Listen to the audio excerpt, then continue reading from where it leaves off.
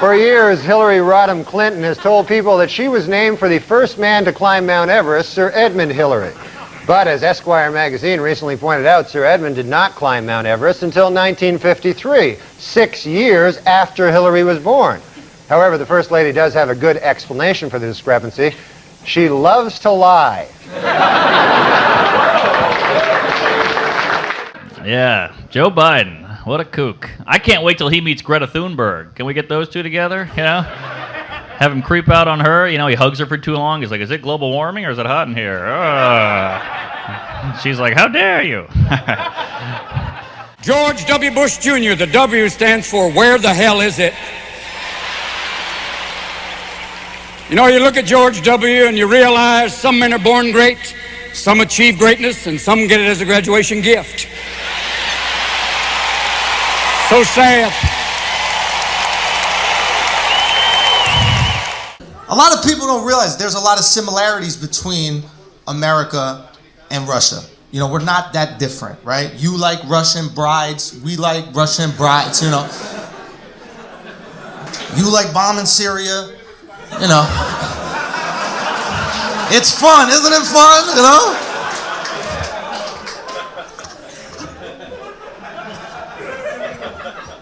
Putin controls your country. Putin, you know, there's... When the Prime Minister of the country that you live in breaks off from the G20 summit, he's in a meeting with Obama, the most important man in the world. He says, excuse me, Obama, I need a minute here, something very important I need to deal with right now.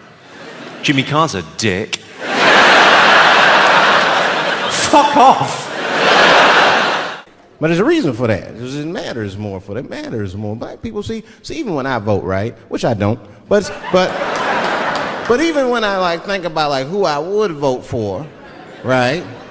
I don't even look at their political policies. I just look at their character. You know what I'm saying now? You gotta read, no, I'm serious. You gotta read between the lines. Like, you know, you look at Clinton, and black people like Clinton, because we've seen him on the campaign. I saw one thing on the campaign trail. He actually just picked a black baby up and kissed him. Come here, you little nigger baby. Mwah! Just kiss him. I said, I like that. He did not hesitate or nothing. You see George Bush Jr., he be there, ugh.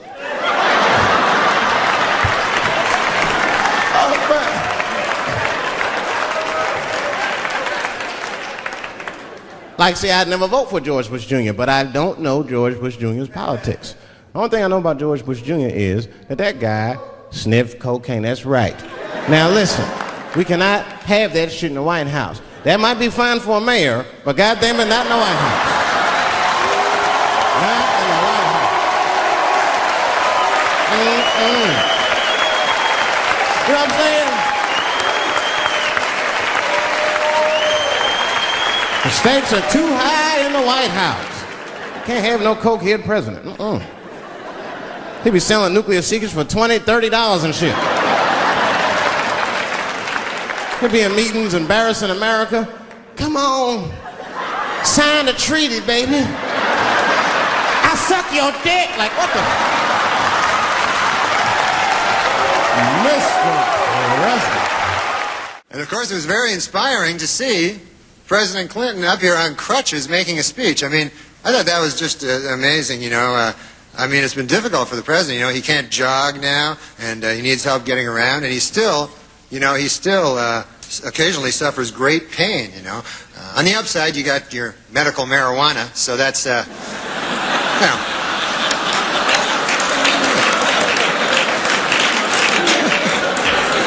You must inhale, sir. It's the only way you're going to get better.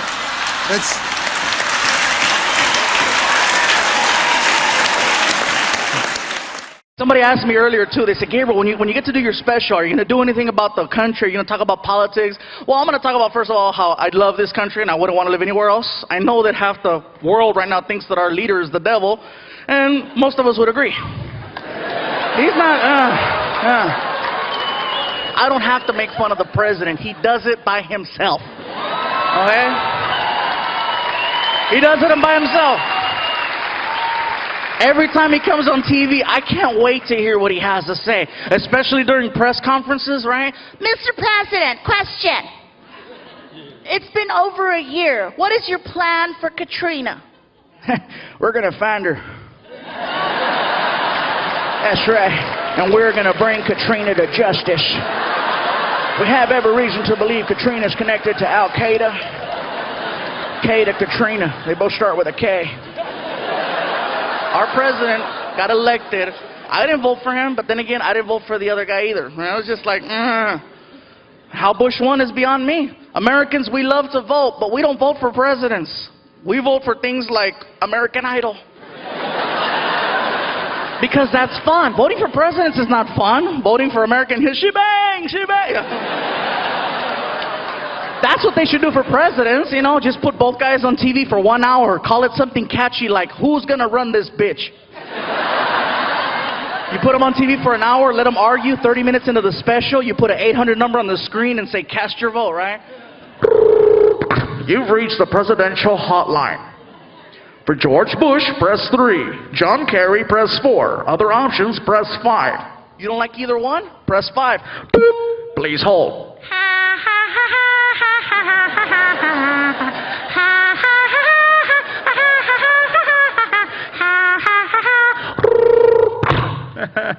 I knew you'd be back.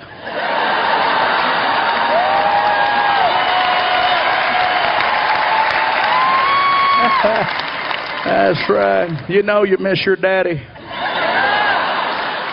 Trump told his chief of staff, and I quote, Hitler did a lot of good things.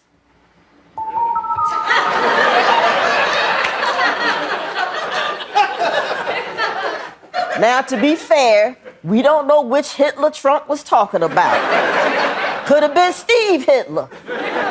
Guillermo, was there a Steve Hitler? I don't think so.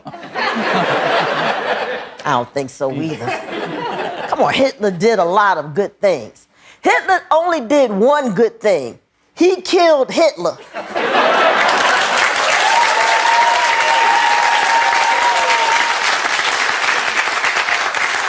So this is interesting. According to new research, counties that voted for Trump have lower vaccination rates. 80% of Democrats have received at least one shot of a vaccine. Only 45% of Republicans have had one shot. You know, for a party that claims to be pro-life, they're acting very pro-death.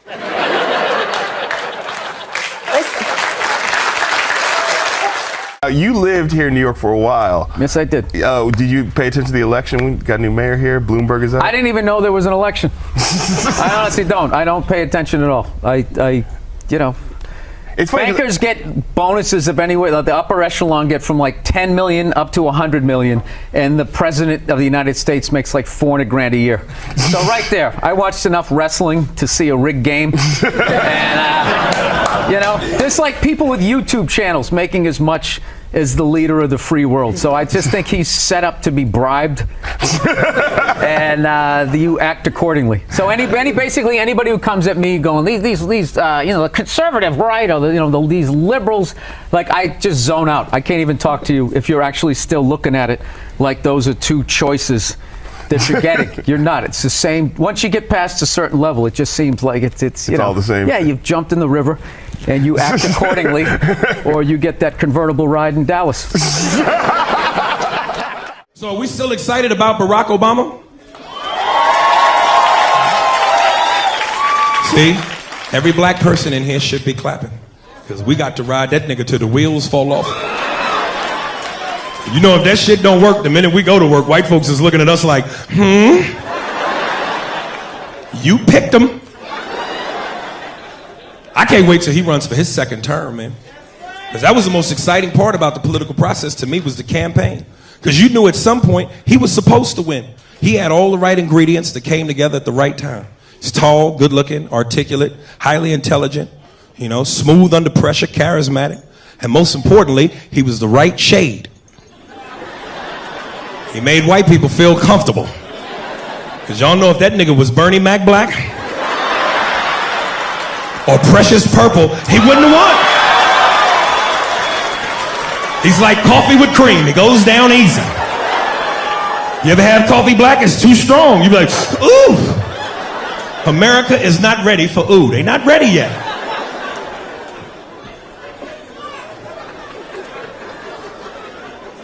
And he had 97% of the black vote, 97%, which means he had black people on lock. We were like a hand and a glove. We were tied together.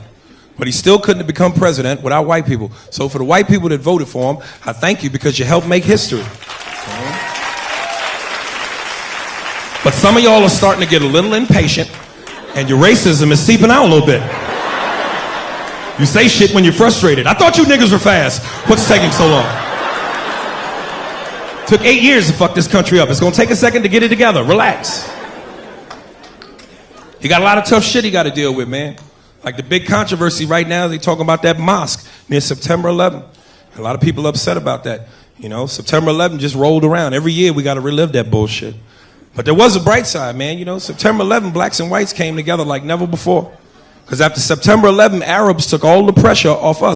Let me tell you about a story so true. We're showing me style and it's all so cool. It's about a garment torn and frayed, getting its threads, the story conveyed. Walking down the streets with holes in my teeth. These red things here are part of me, you see. It ain't about the brand or the label it holds. It's about the journey, the stories it unfolds. In these ragged clothes, I find my voice. A testament to resilience, my choice. From the streets to the stage, I rock my style. In my tattered shirt, I walk that mile.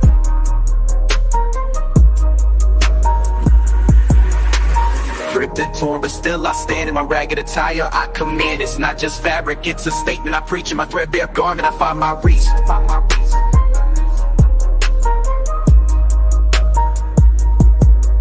From the barrio to the bar, I make my mark. In my worn out jeans, I leave a spark. They may call it rags, but I call it art. In every stitch and tear, I play my part. It's the struggle of the streets, the hustle so real. In my tattered jacket, I seal the deal. A symbol of defiance against the status quo. My passion, the pants, I let it show. It's not about the riches or the wealth I lack. In my faded hoodie, I stay on track. It's the heart of the hustle, the grind each day. In my worn out kicks, I find my way. Ripped and torn, but still I stand.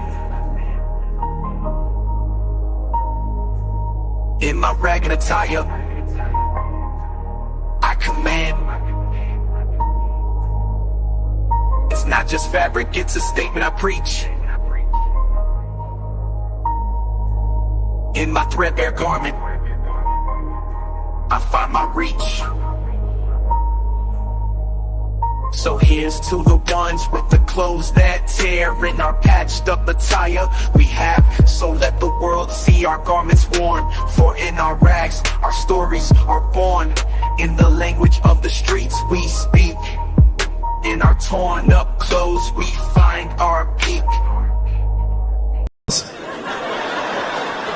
I'm telling you, they are the new niggas. It's amazing. I get on a plane now, white people, y'all be happy to see us. Dude, bro, come here. Here, sit next to me, man, right here. Here, hold my daughter. I love you, nigga, come here. We gotta watch out for those fuckers. For shizzle nizzle, huh? We've bonded now, that's good. And I realized certain aspects of that shit just affected people differently. Like when the anthrax thing happened, white people, y'all was very nervous. Y'all would come up to me at work and warn me. Like, oh my God. That's how white people get when they get dramatic. Oh my God. Aries, be careful, don't open your mail.